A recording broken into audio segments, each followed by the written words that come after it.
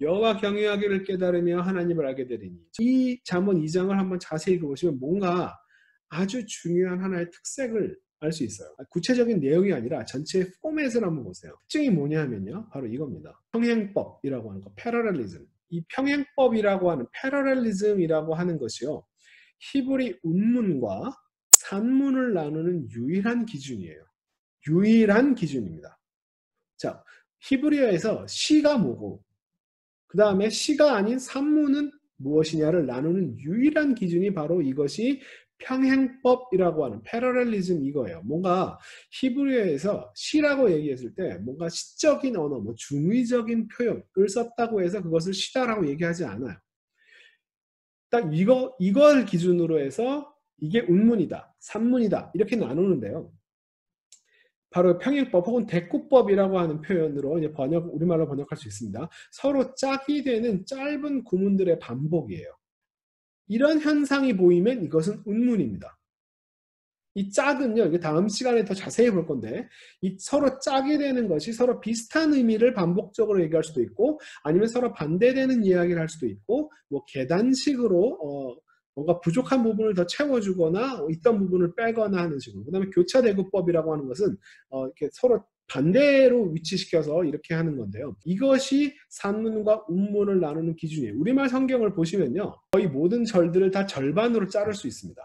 내가 만일 나의 말을 받으며, 나의 말을 받는다라고 하는 말이 무슨 말이냐면 나의 계명을 너에게 간직한다라고 하는 말과 같은 의미라고 하는 거예요. 이것은 비슷한 표현을 나타내는 겁니다. 그러니까 하나님의 말을 받는다는 게 뭐야? 그것은 하나님의 계명을 간직하는 의미구나. 이것이 두 개가 같은 의미라고 하는 거예요.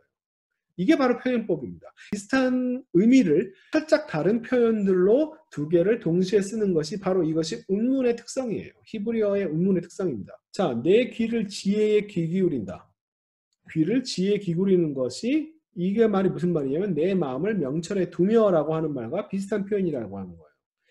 지식을 구하다라고 하는 말과 명철을 얻으려고 소리 높이며. 자, 이거 말이 결국 뭐냐면은 이게 단어별로도 마찬가지예요. 지혜라고 하는 단어와 명철이라고 하는 단어가 서로 독립된 둘이 다른 단어가 아니라는 거예요.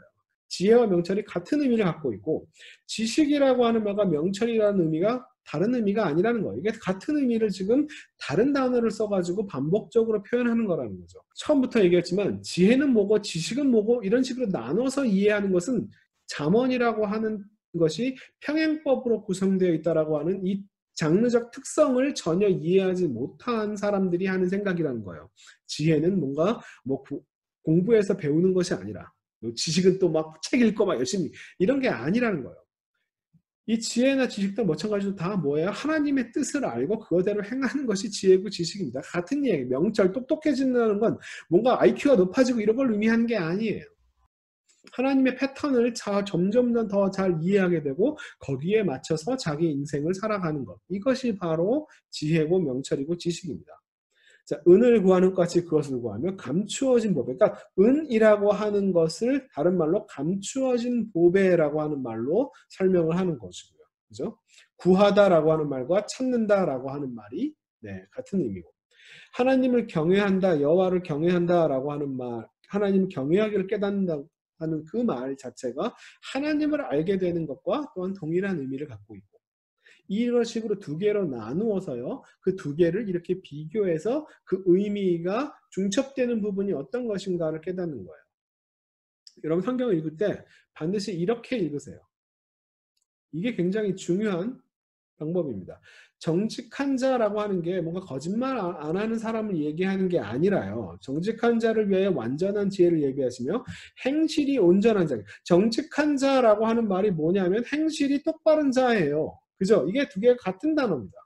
그러니까 거짓말하지 않는 사람이라고 이런 식으로 정직이라고 하는 단어를 생각하는 게 아니고요. 이게 똑바름이라고 하는 야샤르라고 하는 단어에서 온 똑바름이 이게 뭐냐면 행실이 온전한 자를 나타낸다는 것이죠. 시편이 왜 시냐? 시편이라는 이 붙었기 때문에 시다가 아니에요. 시편이 정확히 이 평행법으로 되어 있기 때문에 시편이라고 얘기하는 겁니다. 오직 여호와의 율법을 즐거워하여 그의 율법을 주야로 묵상함도다를 반으로 잘라서 이해하는 겁니다. 주님의 율법을 즐거워한다라고 하는 말의 의미는 뭐냐? 주님께서 율법 주셔서 행복하다, 기쁘다라고 하는 게 아니라 주님의 율법을 즐거워한다라고 하는 말의 의미는 그의 율법을 주야로 계속 외우는 것을 의미하는 것이다. 그것을 계속 생각하는 것을 의미하는 것이다. 이 두 개가 같은 의미를 갖고 있다는 거예요. 그리고 의인들의 길은 여호와께서 인정하시나 악인들의 길은 망할 것이다. 이것은 정확히 반으로 자른데 내용이 정반대로 되어 있죠. 반의적 평행법입니다. 이런 평행법들로 이 문장 구조를 이해하는 방식이에요. 굉장히 중요한 성경 읽기 방식 중에 하나예요.